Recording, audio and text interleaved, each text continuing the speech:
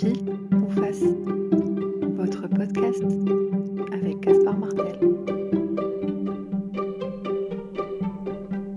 Bonjour à tous et ravi de vous retrouver pour le troisième épisode de notre série consacrée à la guerre entre la Russie et l'Ukraine. Dans les épisodes précédents, nous avons partagé les principales clés de lecture permettant d'appréhender ce conflit dans son ensemble, en tenant compte de l'histoire, de la langue ou encore de la géographie de la Russie et de l'Ukraine. Et nous avons aussi fait un tour d'horizon des stratégies et tactiques des parties dans la guerre en cours. Maintenant, faisons un peu de prospective. Vous savez, historiquement, dans les guerres, il y a des gagnants et des perdants. En tout cas, c'était le cas dans les siècles passés, où le gagnant pouvait par exemple s'enrichir massivement via le pillage des ressources naturelles, le pillage des trésors, ou encore le travail forcé et donc pas cher des habitants du pays conquis. On peut citer l'époque des croisades, celle des conquêtes napoléoniennes, ou encore plus récemment la colonisation du Congo par la Belgique, celle de l'Inde par le Royaume-Uni, ou celle de l'Algérie par la France. Dans ces cas précis, il y a clairement des gagnants et des perdants, les pays occidentaux ayant allègrement profité pendant des décennies de ces colonies. Alors qu'en est-il de cette guerre entre la Russie et l'Ukraine? Il y aura-t-il vraiment un gagnant, tant les dégâts et le coût de la guerre, humains, politiques ou économiques, sont déjà titanesques? Et qui, hormis la Russie et l'Ukraine, a quelque chose à gagner dans cette guerre? Dans un conflit, il faut regarder qui y gagne pour comprendre qui tire réellement les ficelles. À moins que dans cette guerre, au bout du compte, il n'y ait peut-être finalement que des perdants. Alors menons l'enquête pour analyser pour chacun des acteurs de ce conflit ce qu'ils gagnent ou ce qu'ils perdent. Commençons par l'Ukraine.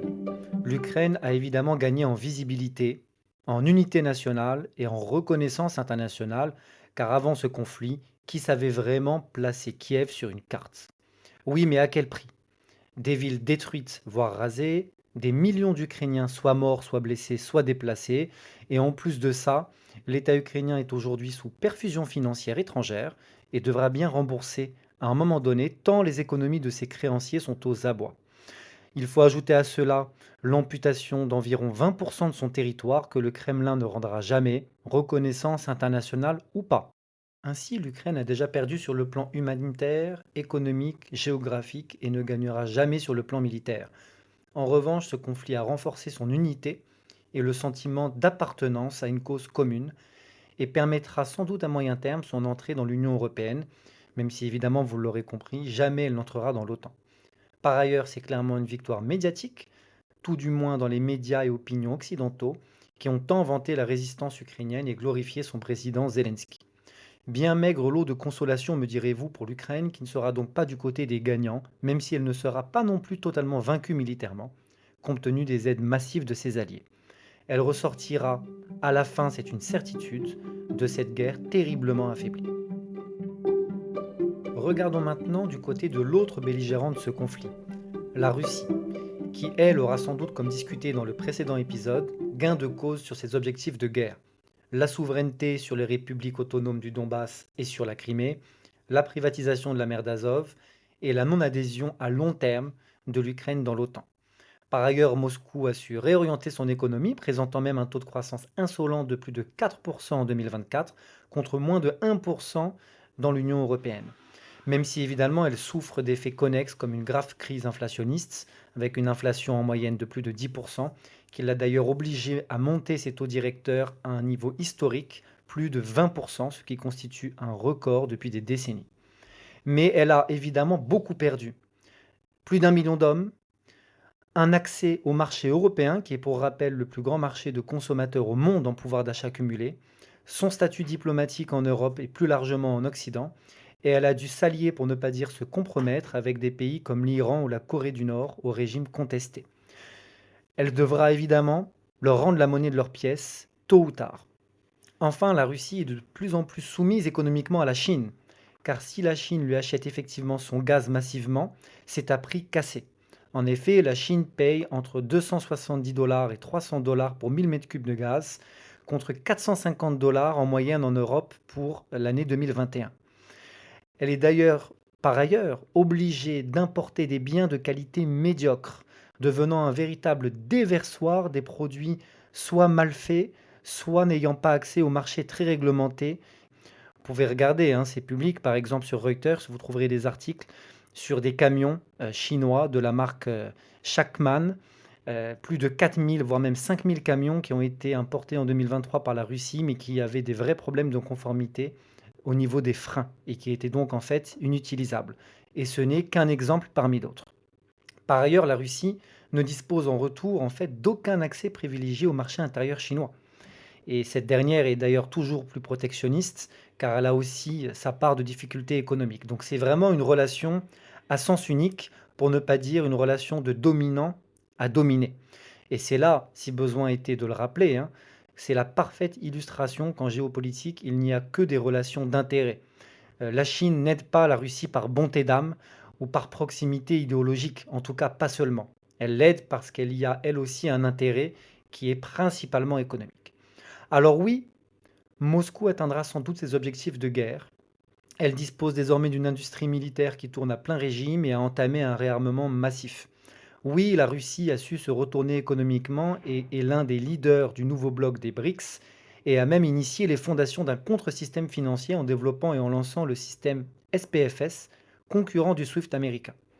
Mais la Russie a, comme on l'a dit, perdu beaucoup d'hommes, perdu son lien avec l'Europe et à moyen et long terme sera en fait dans des relations de dominant à dominé, dans des relations d'alliance totalement asymétriques qu'elle a dû bâtir pour pouvoir soutenir cette guerre.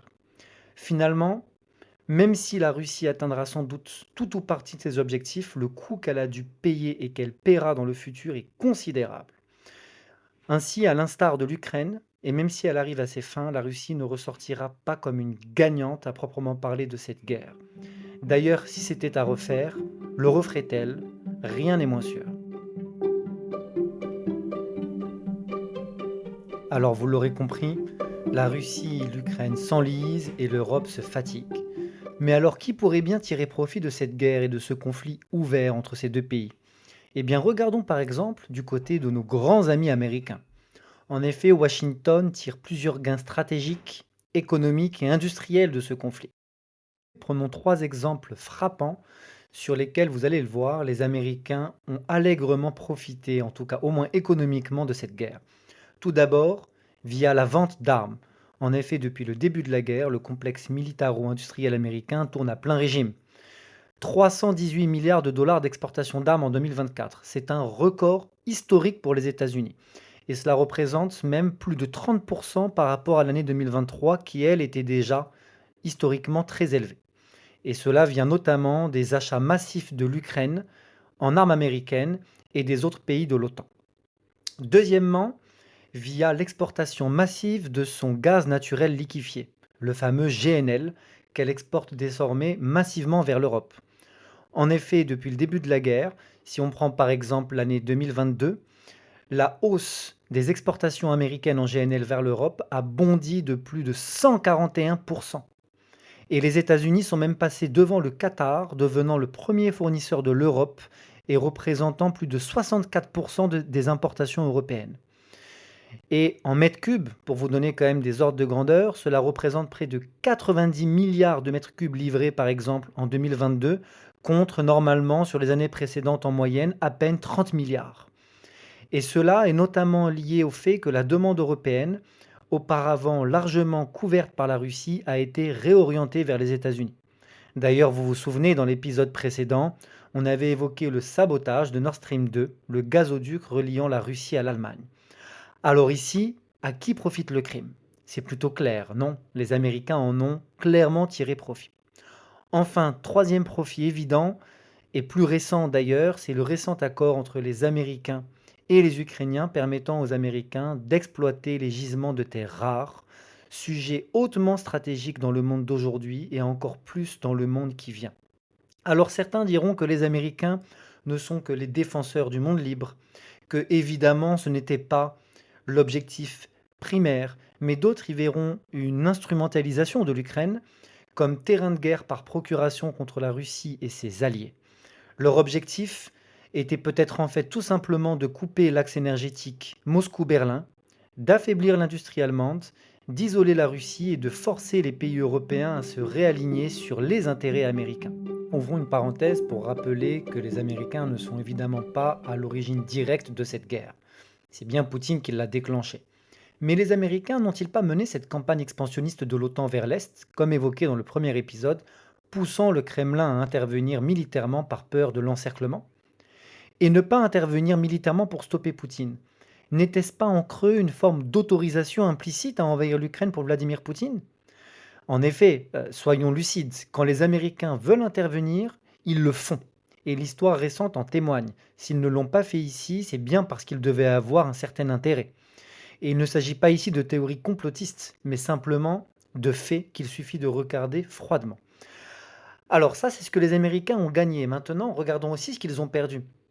Car les Américains, oui, vont sortir renforcés de cette guerre et de ce conflit, mais ce gain apparent masque également des mutations géopolitiques, avec potentiellement des impacts défavorables à long terme pour les Américains, comme si les conséquences de cette guerre leur avaient finalement échappé. D'abord, on assiste à une accélération du basculement vers le sud global. En effet, une majorité de pays d'Afrique ou d'Asie ont refusé de s'aligner sur les positions occidentales, notamment sur les sanctions contre Moscou, sans doute fatigués du deux poids deux mesures et de leçons de morale incessantes des Occidentaux. Et ensuite, la Russie, isolée de l'Occident, s'est désancrée de l'Europe et renforce ses liens avec la Chine, l'Iran, l'Inde et les BRICS, accélérant ainsi la construction d'un axe alternatif tourné autour d'intérêts économiques communs et, il faut le dire, d'une défiance à l'encontre des dirigeants occidentaux et notamment américains qui, sur le moyen et sur le long terme, subiront sans doute les conséquences de cette guerre. Bref, les États-Unis pourraient découvrir que les gains d'aujourd'hui ont un immense coût stratégique demain, et s'ils pourraient être rangés du côté des gagnants économiques de ce conflit, politiquement et géopolitiquement, la situation leur a finalement échappé et ils le paieront très cher à l'avenir. Chers amis, il est temps de conclure. Ce qu'on peut retenir, c'est que finalement, il n'y a sans doute pas de réel gagnant à court, moyen et long terme de cette guerre.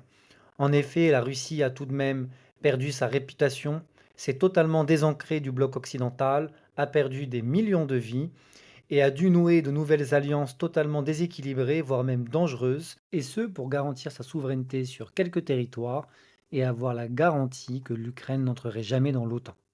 L'Ukraine, elle, est détruite, dépendante et amputée d'une partie de son territoire quand l'Europe est frappée économiquement avec une dette qui s'alourdit et une inflation qui est difficilement maîtrisable.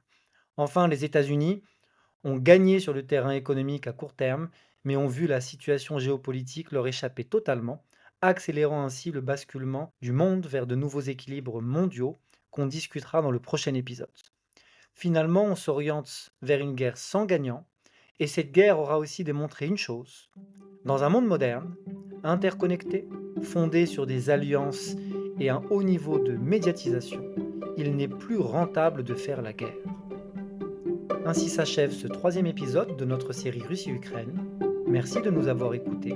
La pièce est entre vos mains. Pensez à vous abonner, à partager, à commenter. Et surtout, rendez-vous pour le dernier épisode de cette série intitulée « Et après la paix, ce que cette guerre va changer pour l'équilibre du monde ».